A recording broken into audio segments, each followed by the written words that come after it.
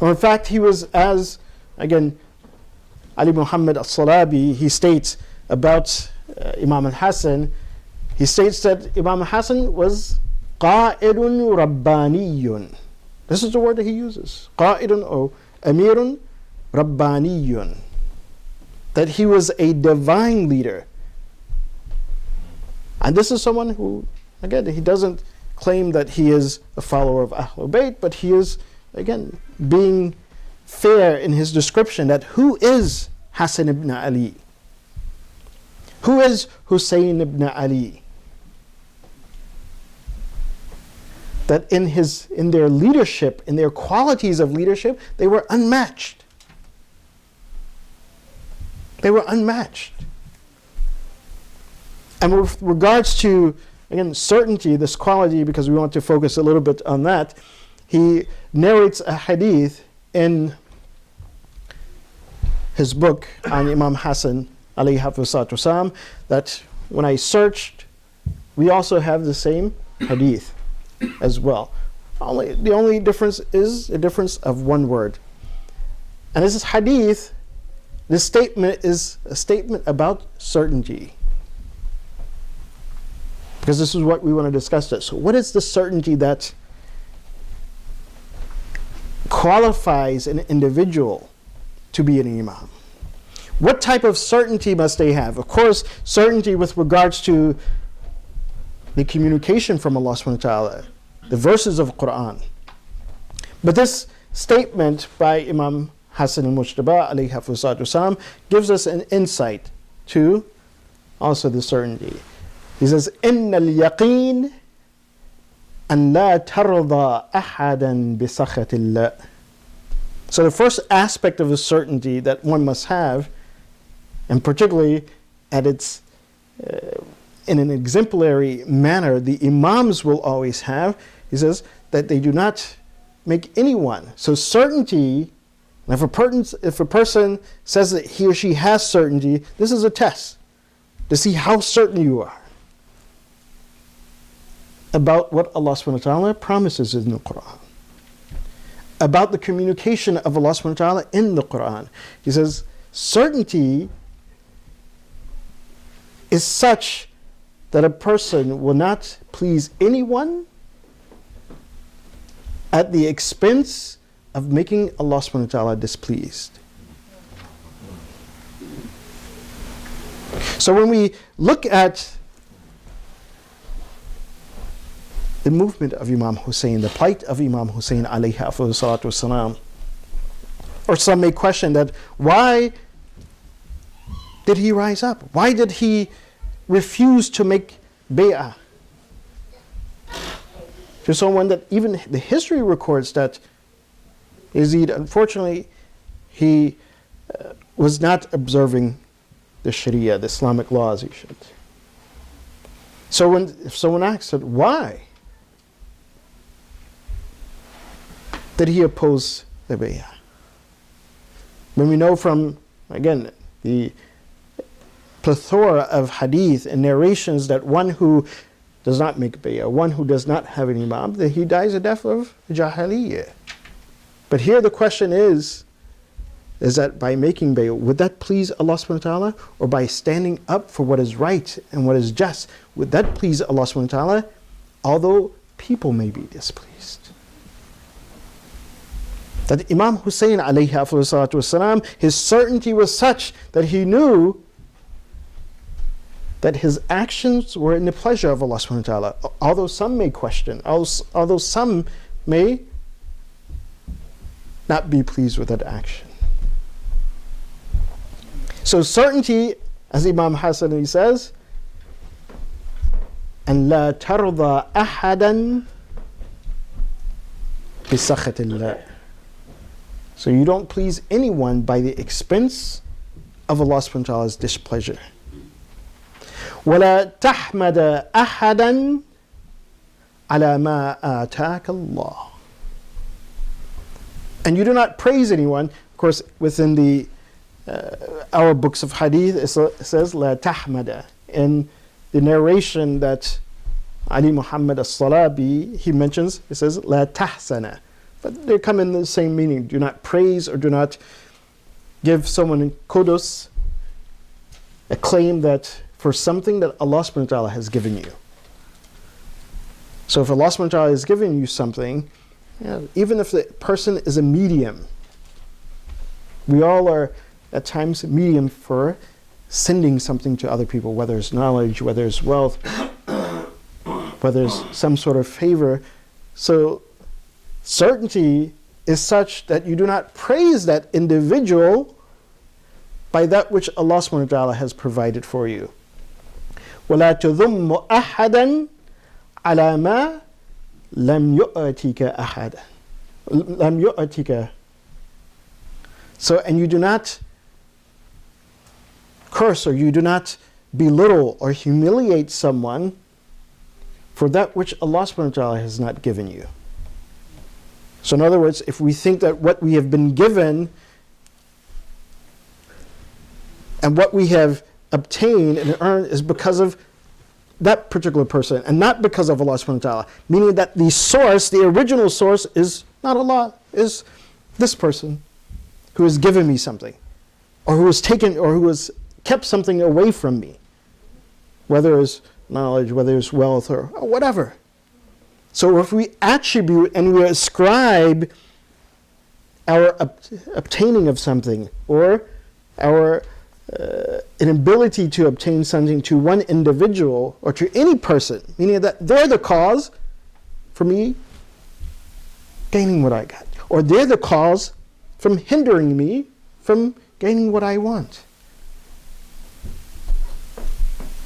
So the certainty is otherwise, that no, this person did not hinder me from gaining what I want. This individual did not give me what I want, but the one who is given and the one who has hindered me is Allah subhanahu wa ta'ala. Those individuals are al-wasita, are mediums. So this is certainty. Certainty is to this point. Then he continues, says, Inna rizqa, he said, Inna rizqa la yajurruhu hirsul harisan wala yasrifuhu karahiyatu karihin. He says, because surely sustenance, what you are given and what you do not obtain, he says, first of all, it is not in the hands of those who, again, are greedy or who are striving hard. It's not up to them. Who are striving hard to gain, he says, sustenance does not come simply by that. Nor is sustenance hindered by those who are, you could say, have animosity or hatred, who are trying to. No, your sustenance will come from Allah subhanahu wa ta'ala by one means or another. And that thing which you're not supposed to get, that Allah subhanahu wa ta'ala has not designated for you, then it would not be given to you, whether you take one route or a different route. Is this inna Allah bihukmihi wa fadlihi ja'al al-rawha wal farah fil yaqeen wal rida. He says, and surely Allah subhanahu wa ta'ala, by His wisdom, by His command, by His rule, and by His grace, that He has placed certainty, that He has placed sustenance in what? In, or happiness rather. Ar-rawha wal farah. He has placed happiness in certainty and contentment.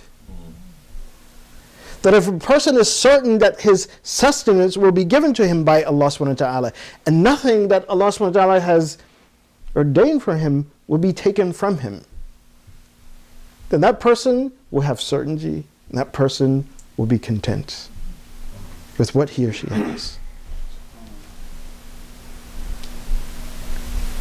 And Allah subhanahu wa ta'ala, He says, وَجَعَلَ الْهَمْ وَالْحَزَنْ فِي الشَّكِّ وَالسَّخَطِ. And worries and sadness has been placed in doubt and displeasure of Allah subhanahu wa ta'ala.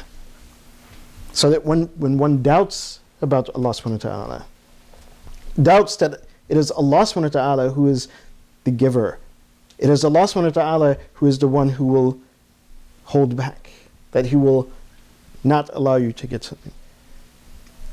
Or when we act and do things in the displeasure of Allah subhanahu wa ta'ala, again, based on our doubt, He says that in that is ham wal hazn, is worries and sadness. And we see that Imam Hussein alayhi salatu wasalam, in his movement and his flight, he had neither worry. Even when the news had reached him that all of those individuals, or majority of individuals, 99% of those who had written letters to him from Kufa to come, and we will stand with you. Even when he knew that they had turned back, he wasn't saddened. He had no worry, but he had certainty. He had certainty in his mission, that what his responsibility was. And that was to do al-amru bil ma'ruf wa an-nahy 'anil munkar, to enjoin good and to forbid that which is wrong. He had certainty, again, in that duty and responsibility that Allah subhanahu wa ta'ala, He outlines in the Quran about this obligation, whereby the believing men and believing women, they are the awliya. They are the authorities and governors over one another, simply because they have this responsibility and duty to fulfill. In fact, it is the greatest responsibility and duty to fill. And according to many of the narration and riwayat of Ahlul Bayt alayhim afdalus salatu wassalam, again, Allahumma salli ala Muhammad wa ali Muhammad. Again, stemming from the Prophet himself, he says that all other ibadat, that they are built upon amr bil ma'ruf wa nahy anil munkar. That if this duty of enjoining one another for what is right, this duty of forbidding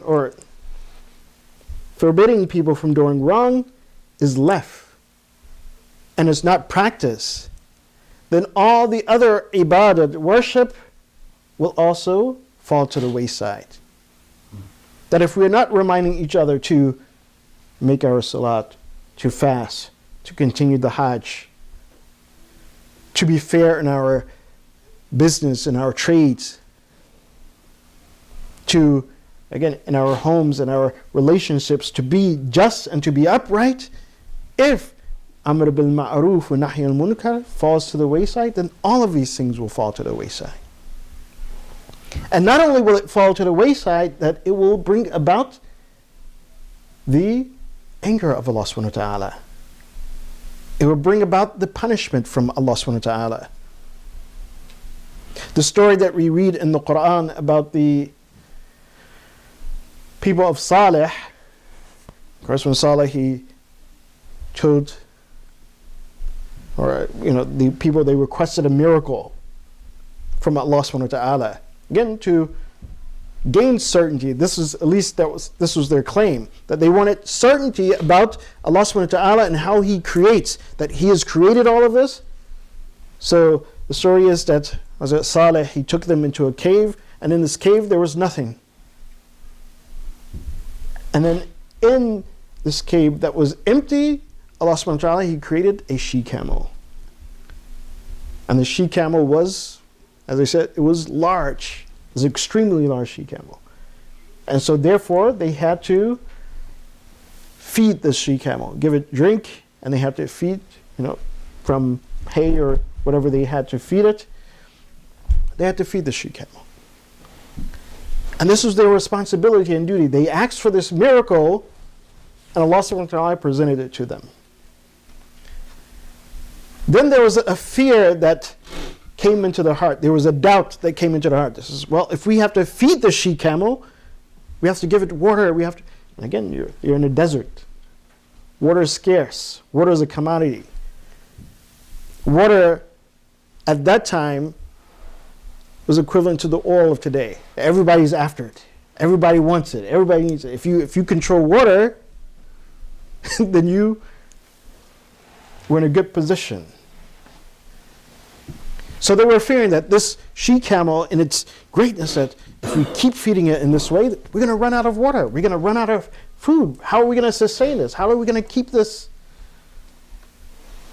she-camel alive? But the Prophet Saleh, he told him, he says, don't worry. Allah subhanahu wa ta'ala is going to provide. It's going to provide enough for you and enough for the she-camel. You just keep continuing to feed it. Give it water. But that doubt led them to plot to kill the she-camel. And interesting, when this happened, this plot happened, what they decided, it says, okay, well, one person from each tribe, each family will go, and they will be the ones that will thrust the spear to kill the she-camel. Everyone